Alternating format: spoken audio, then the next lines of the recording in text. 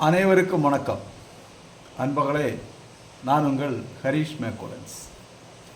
இன்றைய வீடியோ கொஞ்சம் வருத்தமான ஒரு வீடியோ. ஏனென்று சொன்னால், எனது மகனுடைய கேள்விக்கு என்னால் பதில் சொல்ல முடியவில்லை. மிக்கு எங்கே அப்பா என்று அவன் கேட்கின்றான்.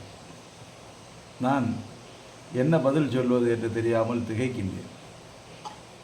மிக்கு யார் என்று நீங்கள் கேட்டீர்கள் என்றால், மிக்கு ஒரு கோழி குஞ்சு. பழைய ஸ்ரீகிருஷ்ணபகன் வீட்டில் வசிக்கும் பொழுது நிறைய கோழிகள் வளர்த்து இருக்கின்றோம். அங்கேயும் கோழி குஞ்சு பொறித்திருக்கின்றது, வளர்த்து இருக்கின்றோம். ஆனால் ஜேகே அப்பொழுது இல்லை. இந்த புதிய வீட்டில் பிருந்தாவனத்தில் வந்த பிறகு முதலாக ஒரு கோழிக்கு 10 முட்டைகள் அடை வைத்து அந்த முட்டைகள் விரிய காத்திருந்து அது 5 குஞ்சுகள் விரிந்து அதில் ஒன்று பிறந்த 12 நாட்களிலே இறந்து போய் மீதி 4 கோழி குஞ்சுக்களை ஜேகே ஒவ்வொன்றுக்கும் பெயர் போட்டு வளர்த்து வந்தார். சிக்கு மிக்கு என்றெல்லாம் அவருடைய ரசமான பெயர்கள். அதிலே மிக்கு ஒரு ப்ரௌன் கலர், மீதி எல்லாம் கருப்பு கலர். இந்த மிக்கு மட்டும் ப்ரௌன் கலர். கோழி குஞ்சுகள் கூட்டுக்குள்ளேயே அடைத்து வளர்த்தினோம். நிறைய மரங்கள் இருக்கக்கூடிய இடமானதனால் காக்கா, பருந்து போன்றவை சீக்கிரமாக தாக்கும் என்கின்ற ஒரு பயத்தின் காரணமாக நேற்று காலை நான் கொஞ்சம் வேலையாக அந்த தோட்டத்தில் நிற்கக்கூடிய நேரம் இந்த கோழி குஞ்சுகளை திறந்து விட்டேன். அவை இயற்கை காற்றை கொண்டு கொஞ்சம் நேரம் விளையாடட்டுமே என்று. கோழி தாய்க்கு பயங்கர சந்தோஷம். எல்லாருமாக நல்ல ஜாலியாக விளையாடினார்கள், மண்ணிலே கிடந்து உருண்டார்கள். அதையெல்லாம் பார்க்கும்போது மகிழ்ச்சியாக இருந்தது, மிகுந்த சந்தோஷமாகத்தான் இருந்தது. அரிசி போட்டு கொடுத்தோம், சாப்பிட்டது. இடையே ஒரு 5 நிமிட ஒரு கேப் எனக்கு வந்தது. நான் ஒரு சின்ன வேலையாக வந்து உள்ளே நிற்கும் பொழுது திடீரென்று சத்தம் கேட்கின்றது கோழிகளுடைய. ஓடி போய் பார்த்தேன், கோழிகளெல்லாம் பறந்து அங்கங்கே ஒளித்து வெளியே வருகின்றது. பார்த்தால் மரத்தில் ஒரு காக்கா இருக்கின்றது. காக்காயை விரட்டி விட்டேன். கோழிகளை எல்லாம் கூட்டிலே கொண்டு அடைத்தேன். அதிலே மிக்குவை காணோம்.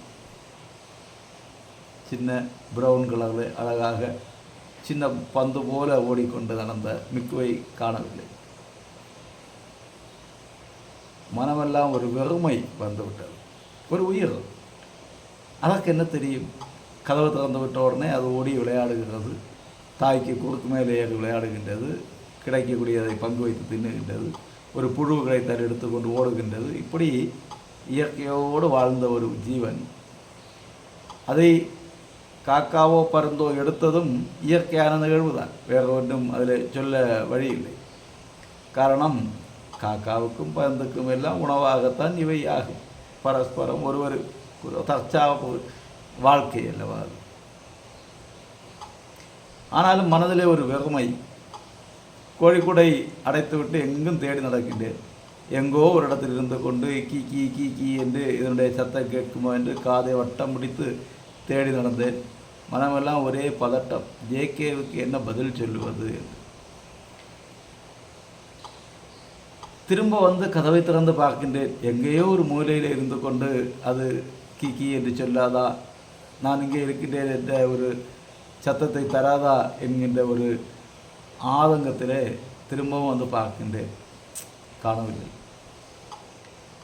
மிக்கி போனது.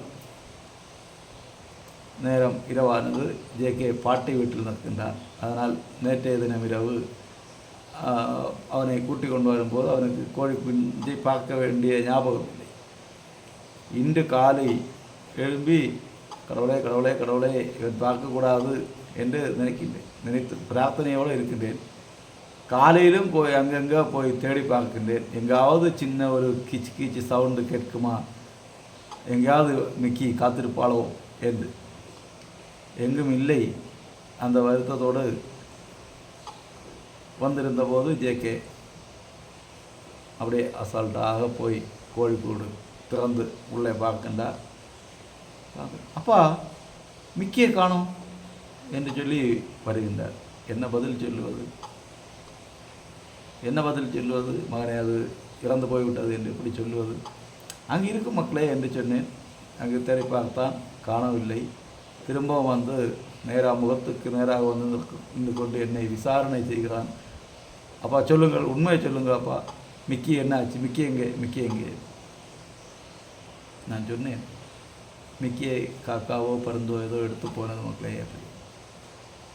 உடனே அவனுடைய கண்கள் நிறைந்து அழுகையாக வருகிறது.